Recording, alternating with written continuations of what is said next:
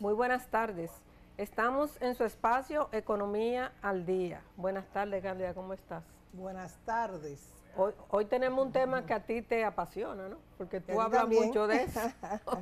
Porque tú te quejas mucho, aunque hace mucho que no te oigo quejándote de los apagones, parece que no te están afectando últimamente, tú Sí, sabes. sí, sí, los apagones en algunos sectores todavía siguen, pero eso es algo muy esporádico, porque todos sabemos por qué pasa, ¿no? Entonces, hoy tenemos con nosotros un experto en el tema eléctrico, que domina bastante todos los aspectos de esta situación y con el que esperamos esclarecer algunos de los temas que tienen que ver con el sistema eléctrico dominicano. Tenemos con nosotros al ingeniero Bernardo Castellano. ¿Cómo está, ingeniero? Buenas, Cándida, Carmen. Para mí realmente es un privilegio compartir con ustedes, porque, bueno, tenemos una relación virtual de larga data, Sí, porque los primeros artículos que yo escribía me los publicaba Carmen en el Hoy, en el suplemento económico, sí. y a veces hasta me sorprendía porque me daban una página. Sí, dependía de la calidad del tema, porque Claro, sí, no era además es siempre. un tema apasionado, ¿no? Claro, claro Sí, que sí. porque Claro es que sí. que tenemos 100 años bregando con apagones. Sí, esa es la triste realidad. Esa es la triste realidad. ¿Cómo va usted el panorama del sector eléctrico dominicano ahora mismo? ¿Nos puede dar un briefing de la situación actual? Bueno, la situación actual, tenemos, o sea, hoy día no tenemos la crisis que tuvimos hace 10 días, porque la situación de Punta Catalina, que sale un martes por problemas de un piche en la caldera, y que ese piche se vino a resolver el domingo, o sea, 5 días después, obviamente eso desencadenó una crisis de apagones, porque se combinó con la salida de AES Andrés por temas de mantenimiento.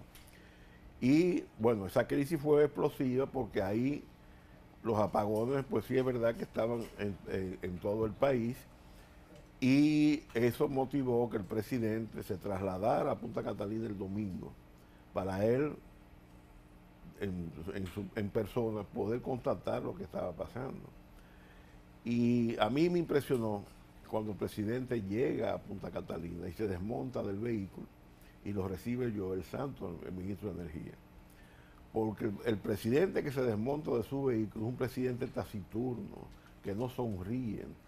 O sea, y uno está acostumbrado a ver al presidente que llega a los sitios con una sonrisa, saludando, dándole la mano a la gente, abrazando.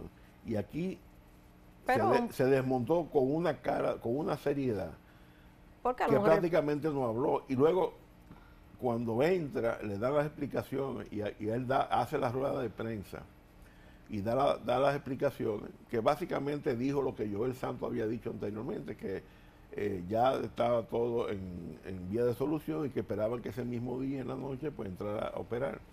Pero cuando tú ves el video de la rueda de prensa, eso a mí la impresión que me dio es que estábamos en un velorio, en un mortuorio. Muy Porque, preocupado. o sea, la situación, el rostro del presidente, el rostro de Joel Santos y el rostro de Celso, eso era patético. bueno, porque podemos decir también que era un presidente que le daba al frente al problema, ¿no? Claro, o Claro. sea, mi impresión, Sí.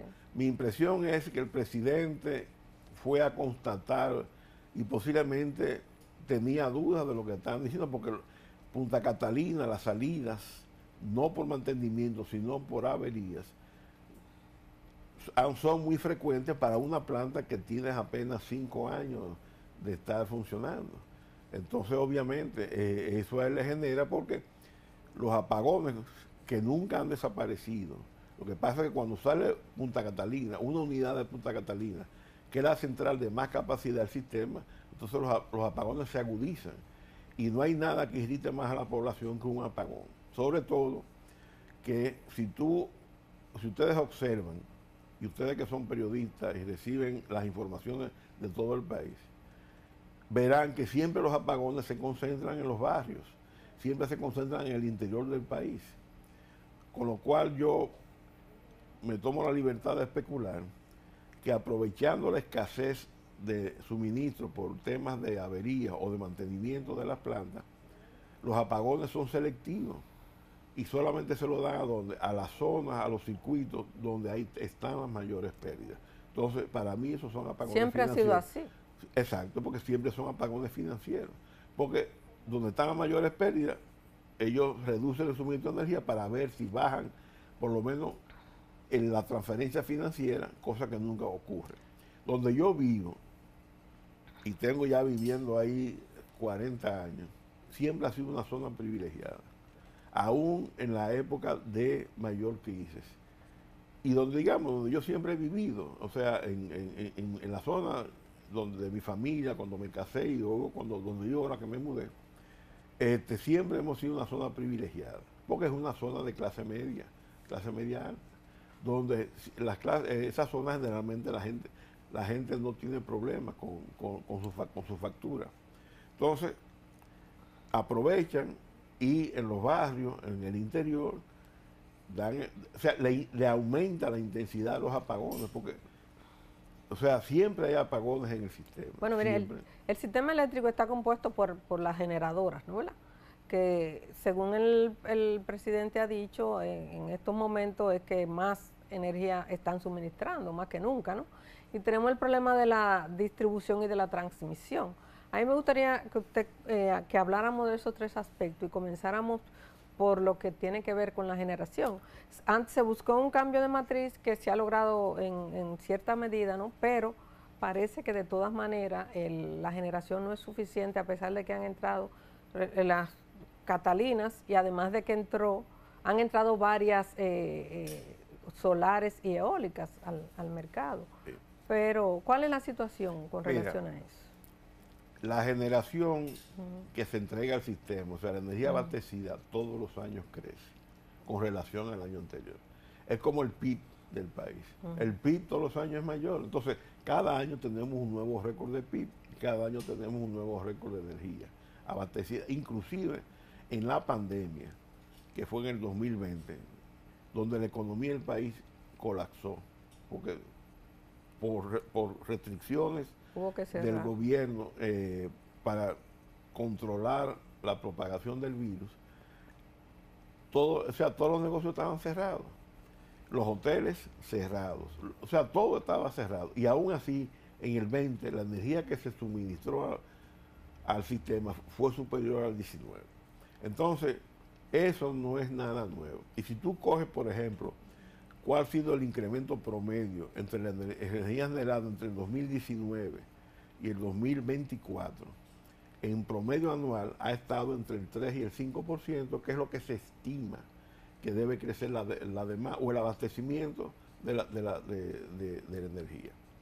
Entonces, el problema que tenemos aquí es, si se habla de que tenemos suficiente capacidad instalada, se habla de la matriz que se ha diversificado. Esa diversificación comenzó en los años 80, cuando el gobierno de Antonio Guzmán, cuando fue que se contrató la primera unidad de carbón de este país, que fue la Itabo 1. Y luego en el gobierno de Salvador Jorge Blanco se contrató Itabo 2. Ahí comenzó la diversificación y de hecho, cuando Marcelo Jorge era administrador de la CDE, se dejó un plan de expansión en base a generación todavía con mayor diversidad. La planta flotante que está en el Iguamo, que se llama la Mitsubishi, que fue una planta de 30, 40 megavatios, esa planta se contrató para que operara todo el año con barbojo y bagazo de caña, utilizando esos subproductos de los ingenios que habían en San Pedro, cuando San Pedro era el rey de la caña. La planta que está en Barahona, también se contrató cuando Marcelo Jorge y Salvador Jorge Blanco, se contrató para que trabajara todo el año también con bagazo y barbojo. Pero al venir Balaguer, la planta de San Pedro, la Mitsubishi, decidieron que no trabajara con bagazo y con barbojo y solamente trabajaba con petróleo. Y de hecho esa planta vino equipada con todo el equipamiento para el manejo del barbojo y del bagazo. La de Barahona tuvo un problema con el contratista, que era una empresa venezolana colombiana, Mistral, que entró en un problema financiero y esa planta se eternizó su terminación, que de hecho en el argot de las personas vinculadas al sector eléctrico le decían la termonunca, porque nunca se acababa. Y esa planta se vino a terminar en el 2001, en el gobierno de Hipólito Mejía, ya siendo propiedad de la empresa capitalizada Gejaina, donde el Estado tiene el 49%. Pero entre el 86 y el 2001, no, de hecho hubo un retroceso en la diversificación que se había logrado, porque Itabo 1 y Itabo 2, que fueron diseñadas para poder operar con carbón o con petróleo, comenzaron a operarse solamente con petróleo. Y es cuando se capitaliza esa empresa que pasa entonces a Itabo, que se crea la empresa Itabo, donde el Estado tiene el 49%, es que se reconvierte a carbón. Entonces, ahora, a partir del gobierno de Hipólito Mejía, se hace el paso más adelante, que es cuando se introduce el gas natural, que es cuando se instala la planta de Andrés, ahí en Boca Chica, que es la primera planta de ciclo combinado de gas natural en América Latina. Digo, en Centroamérica y el Caribe. Porque esa terminal de gas natural que está ahí en Andrés, propiedad de ANG, es la primera terminal de gas natural en Centroamérica y el Caribe. O sea, fuimos pioneros. Ahí se aprovechó y los minas, que eran unas turbinas que operaban con diésel, con gasoil, se convirtieron a gas natural. Y luego, Cibor trae Estrella del Mar 2, hace un gasoducto se hizo un gasoducto desde Andrés a Los Minas, y ellos entonces de Los Minas cruzan el Osama para alimentar esa barcaza que se llama Estrella del Mar 2, que son motores tipo Wärtsilä, que pueden quemar petróleo o gas natural. Entonces operaron con gas natural. Entonces a partir de ahí es que se introduce el gas natural.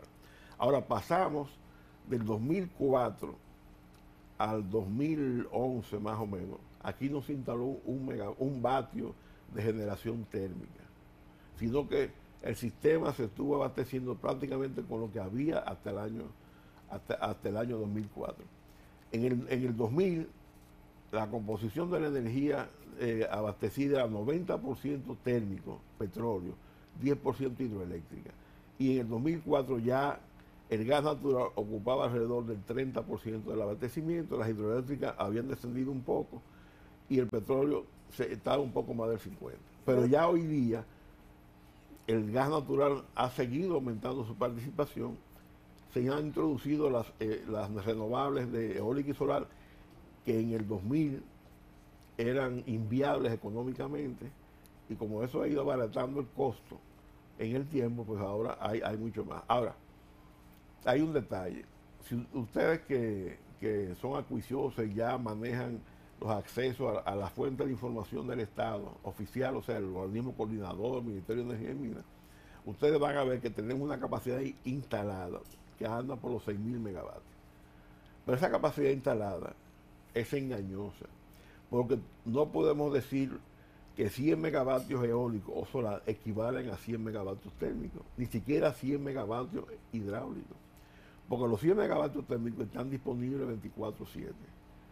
O sea, solamente depende de que haya combustible y que sean despachables. Ahora, los 100 megavatios solares es en un momento del día que están disponibles, porque eso es una curva que va ascendiendo según va aumentando la radiación solar en el día y luego va descendiendo. Y está presente pocas horas del día. Se acumula. Y la eólica es lo mismo con el viento. Y el problema es que no se acumula. Entonces, realmente la capacidad efectiva que tiene el sistema, y no es que está disponible 24/7, es en el orden de 4.000 megavatios, 3.000 megavatios. O sea, me refiero, en estos días hubo un pico de cerca de 4.000 megavatios, o sea, que se abastecieron. ¿De oferta o de demanda? No, bueno, de abastecimiento, porque en ese momento del pico no se abastecía el país completo, había apagones. Entonces, como ocurrió en la noche, a las 11 de la noche, a esa hora no teníamos solar, pero había eólica. Ahora, el resto que era térmico y un poco de hidroeléctrica. Pero en ese periodo de 2004 a 2011, habían 2 periodos de gobierno, ¿eh? Exacto. ¿De quién eran? De Leonel. De Leonel. De Leonel. Leonel entonces no... En el gobierno de Leonel en el gobierno de Leonel, en ese periodo no se instalaron ninguna central térmica, ni de nada. Ahora, en el periodo 96-2000, cuando era CDE, o sea que era el monopolio estatal, se compraron unos, unos 225 megavatios de turbinas diésel, que fueron 5 turbinas de 34.5 megavatios, que se lo compraron a Siemens, y 100 megavatios, no, perdón, a Alstom, y 100 megavatios que se lo compraron a Siemens. Cuando se hace ahora, esas plantas, ahí se gastaron un poco más de 200 millones de dólares, que lo pagó todo el Estado. Y eso fue una compra muy criticada, porque las turbinas de ciclo simple, porque no eran ciclo combinado, quemando diésel, el precio de energía es el más caro. Al final, esas turbinas prácticamente no se usaron. En la capitalización, las 5 turbinas de Alstom pasaron en el paquete de Itavo y la de Siemens pasó en el paquete de Haida. Itavo vende 4 de esas turbinas, se queda con una, la convierte a gas natural, que es la que se llama San Lorenzo. Pues si tú chequeas, San Lorenzo prácticamente no genera. Entonces, ahora, del 2004 y la otra, la de Siemens, que está en Jaina, tampoco genera. Solamente en caso de emergencia es que la ponen, sobre todo la de Jaina, porque son 100 megavatios, pero eso tiene un costo variable y un precio escandalosamente alto. Entonces, ¿que usan fuel oil? Usan diésel. Diésel. Diésel, o sea, porque hay dos, está el bunker o el fuel oil número 6, que es el petróleo pesado, y el diésel, que es el petróleo ligero, que es el más caro. El más caro, sí. Entonces, en ese periodo no se instaló prácticamente nada. Se instaló a finales del 2011, por ahí, se instaló Estrella del Mar 2. Pero, o sea, 7 años después. Difícil. Exacto. Pero con esa generación que está en el organismo coordinador, que dice, bueno, hay una capacidad instalada suficiente, se pierde o lo que sea, pero hay una generación constante que está ahí. Entonces, el tema está, si estamos generando, no hay problemas tan graves en el sector de la transmisión, porque eso puede que se ocurra alguna avería, pero eso es esporádico. No, pero además transmisión, y es bueno decirlo, que es una empresa estatal. Estatal. Tiene las pérdidas en las líneas de transmisión, que son las líneas de alto voltaje de 138.000 kilovatios hacia arriba, están menos de un 2%. Sí, ese sector no tiene problema. O sea, eso es calidad, estándar mundial. O sea, cualquier empresa de transmisión privada en el mundo, esos son los estándares. Solamente eventos atmosféricos, bueno, o sea, claro, cosas puntuales, cosas extremas. El sector de la transmisión no hay problema. Se está generando. Entonces, vamos al sector de la distribución, que es donde está el problema. Son las distribuidoras antes de entrar a la distribución, yo quiero que me diga esa generación nominal, porque es nominal que está que tenemos, ¿cuál es la relación con relación a la demanda? A la demanda en hora normal y en hora pico. Mira, en teoría, nosotros tenemos capacidad instalada, hábil, para abastecer la demanda en un día, porque en el pico, ahora recientemente abastecimos 3.000, casi 4.000 megavatios, pero en las horas de no pico, la demanda baja hasta 3.000 megavatios. Entonces, si yo abastecí casi 4.000 en el pico, y la hora de baja demanda son 3.000, entonces significa que yo tengo capacidad para abastecer 24 horas. Ahora, en la realidad, ¿qué sucede? Que tenemos apagones las 24 horas del día, con mayor intensidad, con menor intensidad, porque nunca se ha abastecido en una hora el 100% de la demanda que tiene el sistema. Entonces, por eso los apagones se hizo en la pandemia. O sea, se hizo en la pandemia y dejó mucha pérdida. En la pandemia no se abasteció 100% tampoco. Sí. En la pandemia había apagones, con el mismo concepto. Ya. Se le daba a los barrios. Sí. O sea, y se justificaban con avería, con lo que fuera. Pero, o sea, si aquí un gobierno hubiera dado en una hora el 100% de la demanda, eso hubiera sido motivo de anuncios y de propaganda. Y ningún gobierno ha dicho eso. Lo más que dicen es que abastecemos el 98%. El 99%. 99. Exacto, pero nunca dicen el 100%. Ya. Y además, ese 1% o 2% que dice que no se abastece es estimado. Porque lo único que usted mide es lo que usted entrega al sistema. Lo que está pagado, usted lo estima. Y en esa estimación, bueno, ahí hay sus rejuegos. Ya. Ahora, entonces, ¿tenemos capacidad suficiente para que el sistema sea estable en generación? No lo tenemos. ¿Por qué? Porque usted habla que usted tiene un sistema que suple la demanda 100%, o sea, 24/7, cuando usted tiene reserva fría. ¿Qué significa reserva fría? Reserva fría es, usted tiene plantas apagadas, que cuando una planta sale por mantenimiento o por avería, entra una de esas plantas que están en reserva fría a suplir la energía que esa planta deja de suministrar por estar en mantenimiento en avería. Entonces, como mínimo este sistema o cualquier sistema debe tener en reserva fría una capacidad instalada, distribuida en varias plantas térmicas, igual como mínimo, igual a la capacidad de la planta más grande que usted tiene en el sistema. Difícil. En el caso dominicano, la más grande es Punta Catalina, entonces nosotros debemos tener en reserva fría 750 megavatios apagados como mínimo. ¿Por qué?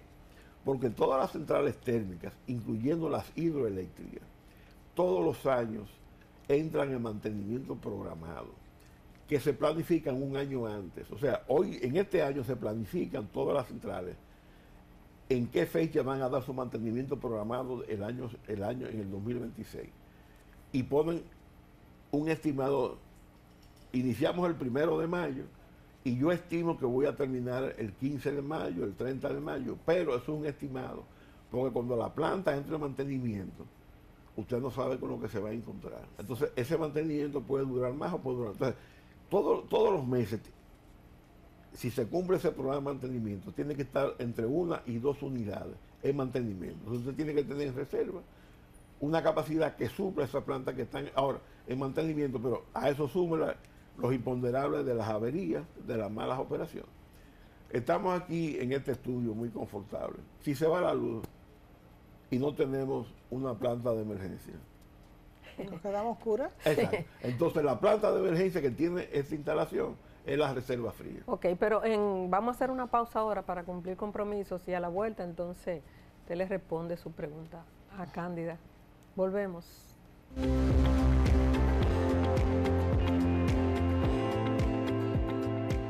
En 75 años, la labor del Banco Central ha beneficiado a la economía.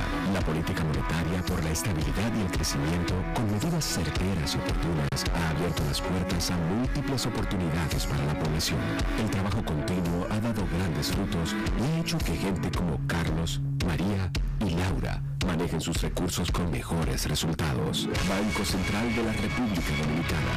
75 años trabajando por una estabilidad que se siente.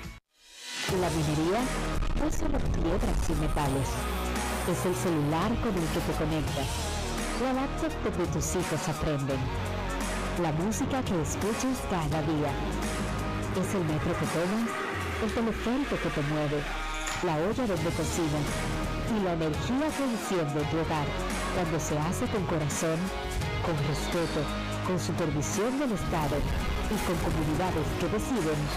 La minería no contamina, construye futuro. Minería de corazón. Conócela. Ministerio de Energía y Minas. ¿Y si te dijera que ya no necesitas un corredor para emprender tu negocio? ¿Y si te dijera que también tu firma es el único aval que necesitas para construir tu futuro? Esto no es un sueño, es una realidad de la República Dominicana. Detrás de cada pequeño negocio hay una gran historia, una mujer decidida, un sueño que empieza con una firma.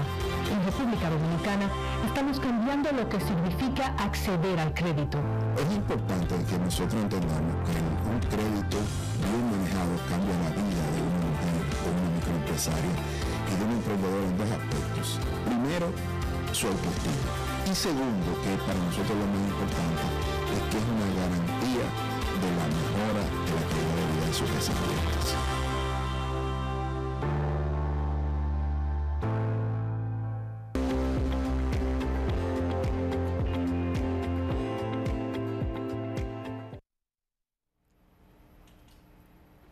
Estamos nuevamente en su programa Economía al Día con Bernardo Castellano. Estamos hablando del sector eléctrico, que es lo que nos está dando a todos, porque los apagones, yo venía el otro día, Bernardo, con un taxista y me dice, lo que pasa es que tenemos 2 trabajos. Y yo le pregunté, ¿cuál es el trabajo?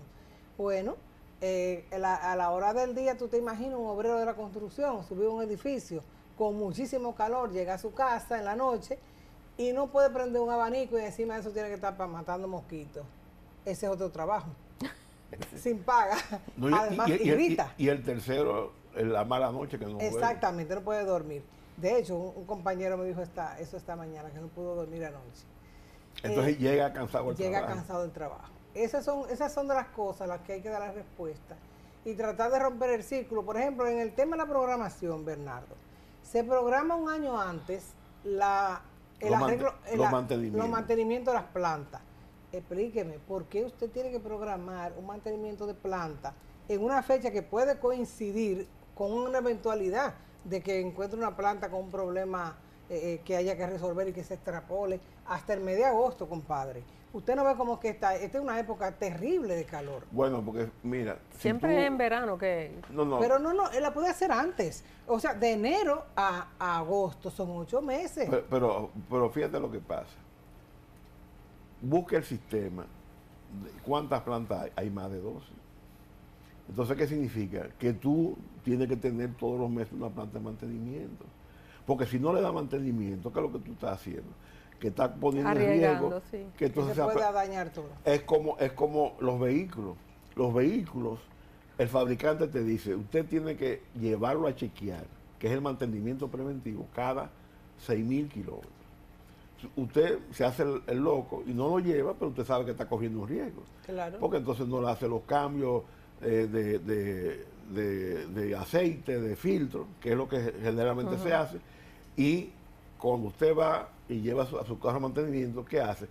Que el dealer de ese vehículo tiene un catálogo de cosas que se le chequea al vehículo en cada kilometraje que usted va. Entonces, a los 6.000 le chequean la bujía, los platinos, a los 12.000 le chequean, escape de aceite. O sea, tiene todo un programa. Entonces, ahí se corrigen problemas antes de que aparezcan. Lo otro es, si usted no hace eso, entonces viene la avería. Entonces es inevitable que todos los meses va a haber 1 o 2 plantas en mantenimiento, porque el parque de generación en términos de unidades va creciendo. Entonces es inevitable. Entonces pero para romper ese círculo, perdona que le interrumpa, deben entrar más plantas. No, porque no tenemos reserva fría. Exacto. Vamos a buscar la reserva fría. No, exacto. No se rompe el ciclo de mantenimiento, sino que usted es preventivo y cuando salen esas plantas, usted tiene una que la sustituye. Entonces, por eso es que el criterio es que usted debe tener en reserva fría por lo menos la misma capacidad instalada de su planta más grande. Entonces, debemos tener 750 megavatios de reserva fría. Y no lo tenemos. Pero es una inversión muy alta. Claro, pero hay que hacerla porque la confiabilidad, ¿qué es lo que le da a la reserva fría? Una confiabilidad. Al sistema. ¿Qué le da aquí la planta de emergencia a este estudio, a este canal? Confiabilidad. Y desde su punto de vista, ¿qué se puede hacer ahora para que lleguemos a ese tema de las 720? En el sector eléctrico, todo toma tiempo. Por eso las planificaciones tienen que hacerse con 3 y 4 años de antelación. Mira, en el 2018, la CDE, que su administrador era Rubén Bichar, contrató a la firma argentina Mercados Energéticos y le hizo un estudio de lo que llaman de un plan de expansión.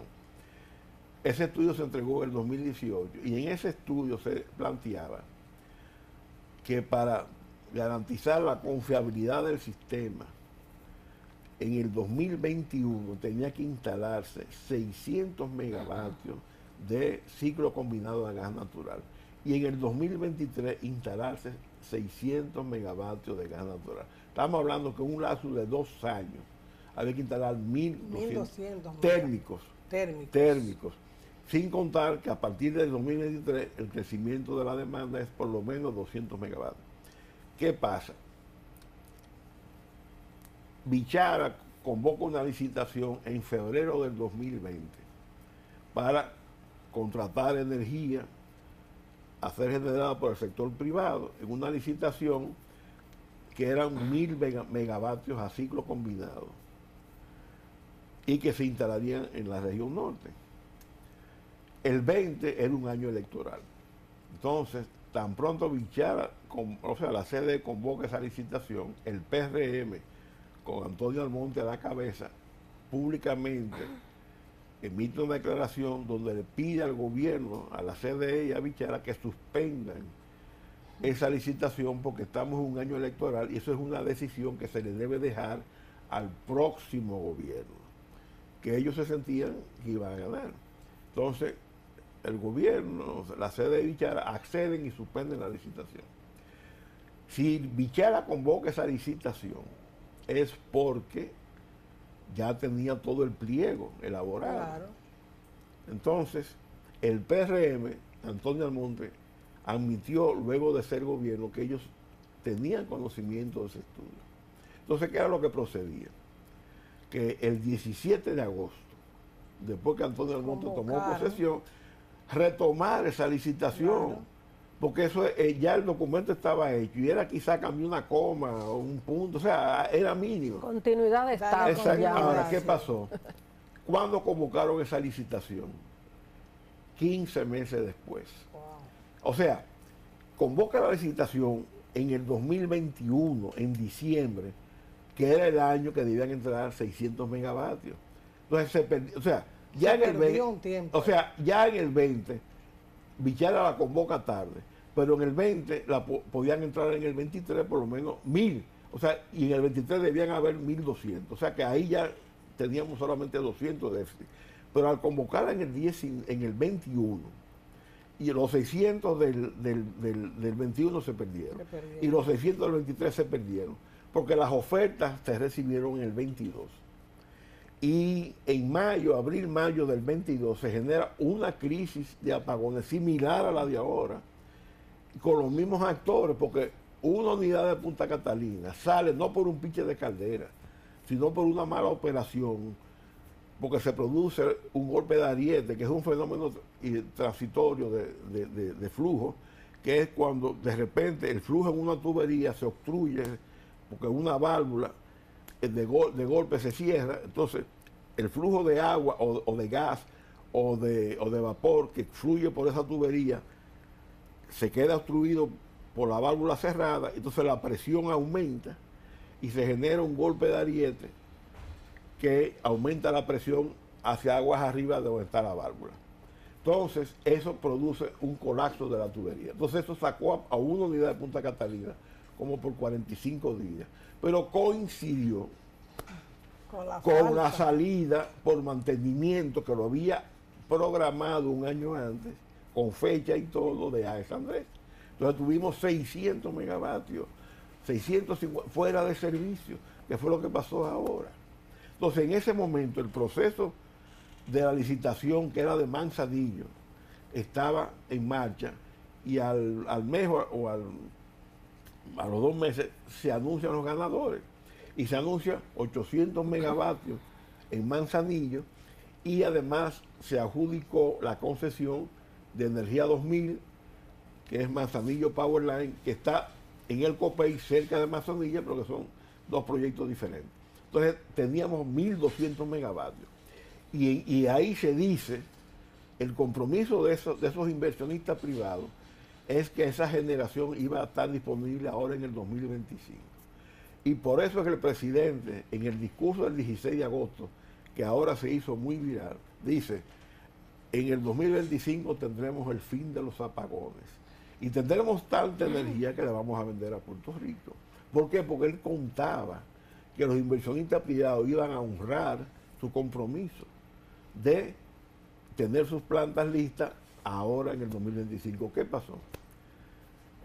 Que Manzanillo, los 800 megavatios de Manzanillo, ahora dicen, y eso lo dijo Joel Santos, que en el mejor escenario, o sea, a lo mejor a finales del 2028 podrían estar listos.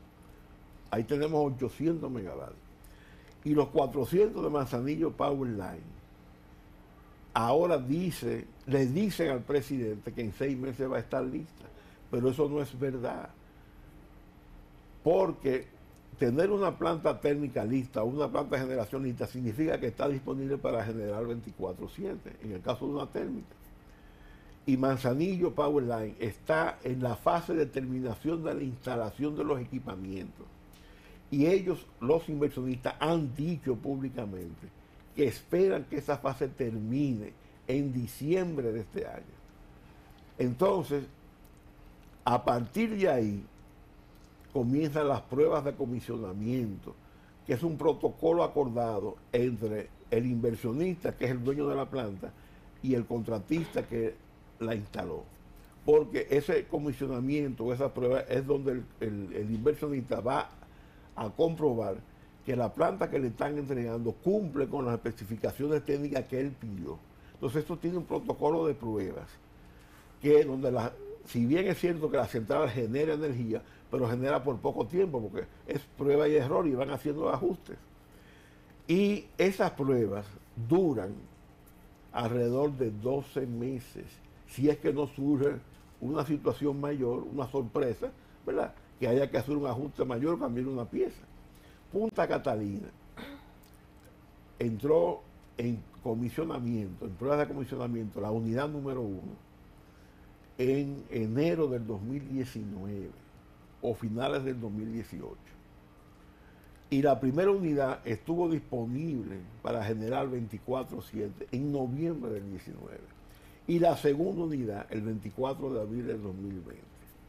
Entonces, pero en el interín generaban pocas horas al día, a veces había días que no generaban. Entonces, eso no es una energía confiable. Ahora, lo que sí va a estar listo en 3 o 4 meses es, por ejemplo, los 125 megavatios de Energas, que es Energas 4, que es Coyentri 4, porque ya esa está prácticamente, esa está lista la instalación y ahora comienza en fase de prueba. Inclusive, se esperaba que esa planta iba a entrar a principios del 2025, pero ahora va a entrar a finales del 2025. Y la otra, que son unos 60 megavatios de SIVA que van a adicionar, porque SIVA tiene ahora mismo 195 megavatios instalados, ellos le están adicionando 60 megavatios más. Y esa estará lista más o menos en 3 o 4 meses. Y Versal. Y esas son las dos que van a estar, pero pudieran estar en 6 meses. Ahora, Manzanillo Power Line, mi vaticinio, porque después que se termine la prueba de comisionamiento, viene la prueba del sistema. O sea, para que el mercado certifique que esa planta cumple con los estándares del mercado. Y viene, entre otras pruebas, la famosa prueba Verope, que fue muy debatida con Punta Catalina, con Serafín, Antonio Almonte, Serafín Canario. Y cuando se haga la Verope, entonces es que va a tener la habilitación para operar 24/7. Entonces, en el mejor escenario, yo pronostico y especulo que Manzanillo Power Line estará en línea 24/7, final del 26, principio del 27. Y Manzanillo, los 800 megavatios de Manzanillo, que debieron estar en el 25, eso estará algún día.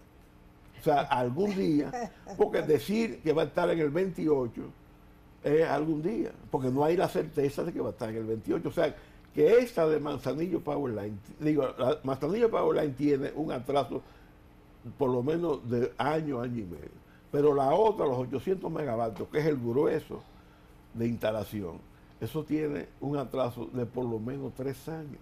Entonces, en ese tiempo la demanda crece 200 megavatios por año.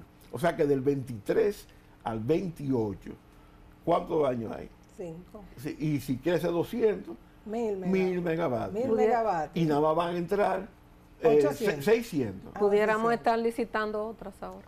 Bueno, ¿usted cree que sí, exacto, como dice Carmen? Que sí, la idea sería que el gobierno comience a licitar. Por supuesto. Desde ahora. O sea, el gobierno debió. La licitación fue en el 2021. En el 2023 o en el 2022 debió hacer otra licitación. Porque las licitaciones tienen que ser cada año o cada 2 años. ¿Por qué?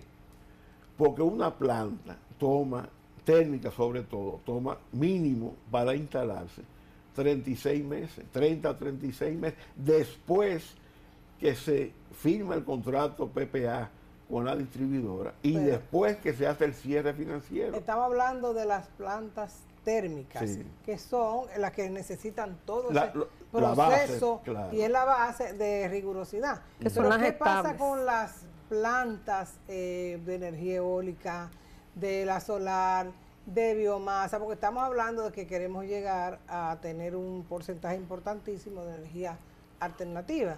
No hablemos de agua, porque nosotros no tenemos agua para eso con No. los hidros, pero por lo menos la solar, bastante sol tenemos. Bueno, con biomasa también tenemos limitación y hay Sí. una planta de biomasa. Es un 1% lo que genera O sea, la exacto, biomasa, que es la, de 1 a 3. porque mira las cosas de la vida. Esa planta de biomasa está instalada en San Pedro. En vez de estar en el mar, en el río, está en tierra.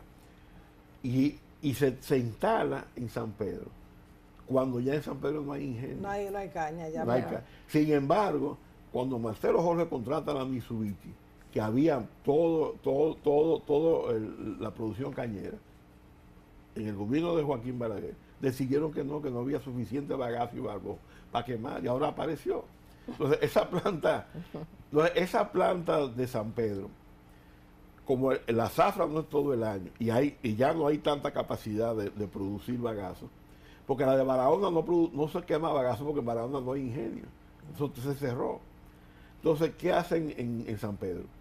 Que cuando hay zafra usan el bagazo, el barbojo, pero cuando no hay zafra usan carbón para quemar. ¿Y qué posibilidad tenemos nosotros de una planta de energía Nuclear. nuclear?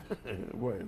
En Nicaragua anunciaron uno. En Nicaragua no, en El Salvador anunció Sí, uno. pero esas son cosas de alto costo. Bueno, pero de anunciarla pueden Sí, anunciarla. claro. No, yo me refiero a la energía para ganar tiempo en ese proceso de la energía térmica. O sea, impulsar lo que son las energías alternativas. Sí, pero las energías para alternativas. ver si uno sale de estos apagones. Pero las energías alternativas se han impulsado porque algo que este gobierno ha hecho es que ha dado muchas concesiones de energía alternativa, pero se le ha ido la mano porque la energía alternativa, eólica y solar, es el complemento de la térmica. Claro. Porque no está 24/7. No, es que no se acumula. Y entonces se acumula, pero artificialmente con las baterías. Además debe ser un porcentaje de... Entonces, ¿cuál es el problema? Que este gobierno cometió una irresponsabilidad en la Comisión de Energía y en la Superintendencia. Han aprobado cerca de 3.000 megavatios de energía eólica, de energía renovable intermitente, eólica y solar, sin almacenamiento. Ahora mismo nosotros tenemos solar y eólica en el orden de los 1.200 megavatios de potencia nominal. Y usted sabe lo que está ocurriendo, que en el día, porque la mayor concentración es solar, en el día hay momentos en que la energía solar es tanta que no se inyecta al sistema. ¿Por qué? Porque como no tiene almacenamiento, si se inyecta al sistema, puede producir una situación de inestabilidad en la frecuencia y el voltaje y producir apagones como el que ocurrió en España.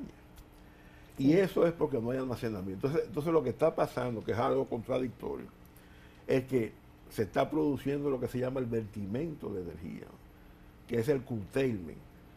¿Qué es lo que es? Que usted está en una hora virtiendo, o sea, está generando, digamos, 1.000 megavatios de energía solar, pero solamente el sistema está recibiendo 500 y se están virtiendo 500. Pero en esa hora hay apagones. Entonces tenemos energía disponible, pero como no tenemos un almacenamiento, se pierde, y como no se almacena, no la puedo utilizar en la noche, por ejemplo.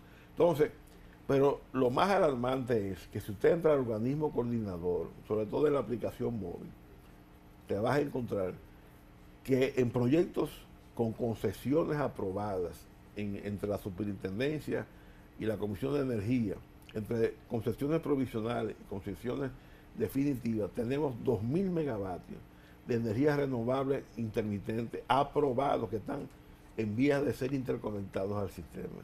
Sin batería. Sin batería. No. O sea, si eso entra, eso es O sea, el sistema no está en capacidad de eso, porque eso lo que produciría si llegara a interconectarse es un riesgo de colapso, de un apagón general. Y de hecho, esa situación del curtailment, del vertido de la energía renovable, está afectando a las generadoras, a los inversionistas privados que invirtieron en esas centrales, porque ellos hicieron su modelo financiero, hicieron su proyección de ingresos, consiguieron los préstamos para desarrollar su proyecto en base a un flujo de ingresos que no están recibiendo. Porque ahora mismo esa energía que se vierte, ellos no están recibiendo el dinero por eso, porque no se inyecta al sistema. Inclusive, la Comisión de Energía y la Superintendencia son sujetos de demandas. En España, que pasó algo similar, los inversionistas han demandado a los entes reguladores por daños y perjuicios, por un Pero procesante. el almacenamiento le corresponde al Estado, ¿eso no le corresponde al inversionista también? ¿El qué? La capacidad de generar un banco de baterías para almacenar. Bueno, no es que le corresponda al Estado, lo que pasa es que cuando le dieron la concesión al inversionista, no le exigieron almacenamiento. Ahora sí. Pero ahora lo están exigiendo, Tiene que pero exigirlo. pero muy tarde. ¿Y cuáles son los inversionistas que están demandando al Estado? No, aquí no están demandando aquí no, nada. España, Estoy sí. diciendo que en España pasó. Bueno, a los españoles. Ahora, aquí puede pasar. Si yo fuera un afectado, yo tuviera la demanda. Ya. Bueno, no, pero es parte igual, ¿eh? Y yo le digo que yo, sin ser abogado, gano ese pleito. Ya. Porque cuando le dieron la concesión, no le dijeron, mire, usted va a tener restricciones de generación. Okay. Le dijeron, no hay limitaciones. Que fue algo diferente a lo que pasó con las barcazas de Asua. Que cuando se fueron a instalar, o sea, cuando ellos sometieron para obtener la concesión y la autorización de interconexión, el organismo coordinador les dijo, no se instalen ahí, porque ahí no hay capacidad de evacuación para esa línea, para esa capacidad de generación que ustedes están instalando, porque ya la línea de transmisión en el sur no aguantan un vatio más de energía. Entonces, busquen otro sitio donde instalarse. Entonces, en transmisión le buscaron la vuelta y le dijeron, bueno, ok, ustedes se pueden instalar, pero con el condicionante de que no pueden estar generando 24/7, sino que hay un periodo del tiempo en el día, todos los días que ustedes no pueden generar, porque la línea no tiene capacidad, porque en el sur, además de las hidroeléctricas que hay, tú tienes ahí que se concentra la mayor cantidad de energía solar y de energía eólica. Sí. Y ya esos proyectos estaban en operación. Y por eso, si tú buscas la generación de las barcazas de Asua, el factor de planta es de lo más bajo que hay, es un 20%. O sea, esa central que puede operar 24/7 solamente está operando un 20% del tiempo. O sea, de 24 horas solamente genera 9 horas. Y eso mismo pasa con Siva, de Boca Chica, pero lo de Siva es diferente, porque Siva, donde está instalado, no tiene problemas de línea de transmisión, pero su costo variable de producción es el más caro del sistema. Entonces no es despachable, porque eso equivale casi a una turbina de gas. Esa se usa para emergencia. Sí, pero ¿qué pasa? Que esa ¿sabe a cuánto vende el kilovatio hora Siva bajo contrato? A 80 centavos de dólar. Wow. Ya. Eso ¿Cómo está? Es un atraco casi. Y la barcaza lo vende, ¿se da cuánto? A 60. ¿Y a cómo está el carbón? Y por ejemplo, Punta Catalina lo vende a 12. A 12, sí. Y Collente. Era 8 cuando comenzó. Bueno, lo que pasa es que eso fluctúa según el precio del combustible. Y las de gas fluctúan entre 8 y 10. Las de gas ahora mismo son las que tienen el precio más barato. Más barato, sí. Porque ahora la condición es que el gas convertido a energía es más barato. Sí, pero el organismo coordinador tiene su lista de méritos. Sí, pero hay que es por el costo variable. Por el costo variable. Exacto. Sí, pero ahora hay que hacer una pausa. Está interesante la conversación, pero tenemos que pausar y volvemos en unos minutos.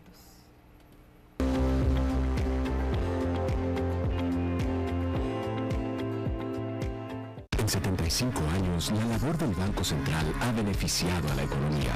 La política monetaria por la estabilidad y el crecimiento, con medidas certeras y oportunas, ha abierto las puertas a múltiples oportunidades para la población. El trabajo continuo ha dado grandes frutos y ha hecho que gente como Carlos, María y Laura manejen sus recursos con mejores resultados. Banco Central de la República Dominicana. 75 años trabajando por una estabilidad que se siente. La minería no es solo piedras y metales, es el celular con el que te conectas, la laptop donde tus hijos aprenden, la música que escuchas cada día, es el metro que tomas, el teleférico que te mueve, la olla donde cocinas y la energía que enciende tu hogar cuando se hace con corazón, con respeto, con supervisión del Estado y con comunidades que deciden. La minería no contamina, construye futuro. Minería de corazón. Conócela. Ministerio de Energía y Minas. Y si te dijera que ya no necesitas un corredor para emprender tu negocio, y si te dijera que también tu firma es el único aval que necesitas para construir tu futuro, esto no es un sueño, es una realidad de la República Dominicana. Detrás de cada pequeño negocio hay una gran historia, una mujer decidida, un sueño que empieza con una firma. En República Dominicana estamos cambiando lo que significa acceder al crédito. Es importante que nosotros entendamos que un crédito bien manejado cambia la vida de una mujer, de una microempresaria y de un emprendedor en dos aspectos. Primero, su autoestima. Y segundo, que para nosotros lo más importante, es que es una garantía de la mejora de la calidad de vida de sus descendientes.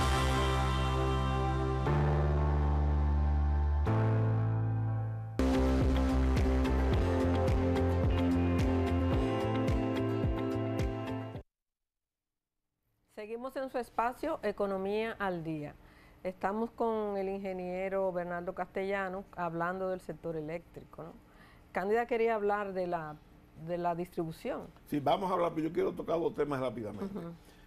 Tenemos pocos minutos. Que tiene que ver con generación. Primero, la avería de Punta Catalina, que fue un pique en la caldera, en una nota de prensa que hace Punta Catalina, hay algo que me llamó la atención. Ellos dicen que encontraron que 12 tubos de la caldera habían reducido su espesor y, o sea, también tiene un desgaste, y esa reducción lo que produjo que ellos hicieron fue que lo rellenaron con soldadura. O sea, en otras palabras, un remiendo. Cuando lo que procedía era sustituir esos tubos por tubos nuevos. ¿Por qué no lo hicieron? Evidentemente porque no tenían en el almacén. Lo segundo es que en la semanal, a una pregunta de los periodistas, el presidente le pregunta a Sergio, ¿a qué precio que vamos a vender la nueva generación? ¿Más barato que Punta Catalina? Sí, presidente, vamos a vender a 10 centavos y Punta Catalina vende a 12, pero la diferencia es que es un precio fijo que no va a ser indexado. O sea, estaba hablando de una generación técnica de manzanilla que usa gas natural, y todo el mundo sabe que el precio de venta de una energía técnica varía según el precio del combustible. Entonces, al presidente no le están diciendo toda la verdad. Entonces, con el tema de las pérdidas, el gran problema del sector eléctrico son las pérdidas, porque pasamos del 2019 en unas pérdidas de 30% a 42% en el 24, que es el año donde mayores pérdidas hubo. ¿Y a qué se deben esas pérdidas? A que no ha habido inversión en reducción de pérdidas. En el 2019, si tú entras a los informes de desempeño del Ministerio de Energía y Minas, te vas a encontrar que en el 2019 en reducción de pérdidas se invirtieron 295 millones de dólares y por eso ese año bajaron a 30%. Pero los años previos, en el 17 y en el 18, se invirtieron 230 y 260 millones. A partir del 2020, el PRM, que se había comprometido a invertir 1.800 millones de dólares, perdón, 180 millones de dólares como mínimo en reducción de pérdidas, nunca ha invertido menos de esa cantidad. Y la cifra más alta fue en el 2024, donde llegó a 200, inferior a lo que se invirtió año tras año en el 17 al 19, que como mínimo fueron 230 millones de dólares. Entonces, ¿cómo se resuelve la pérdida? Con inversión. Entonces, invirtiendo, invirtiendo una cifra tan baja como se está invirtiendo en este gobierno, no se va a reducir. Y por eso que vemos que este año las pérdidas siguen subiendo. Y no es verdad que van a invertir 400 millones de dólares en pérdida este año, en inversión de pérdida, porque lo que ha ejecutado en los primeros meses de este año, en promedio son 15 millones de dólares por mes. Eso va a dar 180. A ese ritmo no hay solución. Y si no se invierten en 3 años por lo menos 1.500 millones de dólares, o sea, a razón de 500 millones de dólares por año, el tema de las pérdidas seguirá de manera eterna. Sí. Y los apagones El tiempo se ha... dándonos candela. Lamentablemente es un tema apasionante y que se quedaron muchos puntos sin tratar, pero será en otra oportunidad porque ya el tiempo se acabó. Ese es un tema apasionante. Claro que sí. Hay que despedirse hasta el próximo sábado, que estaremos en otro espacio, Economía al Día. Muchas gracias. Muchas gracias, ingeniero. A ustedes por la invitación y a su orden siempre.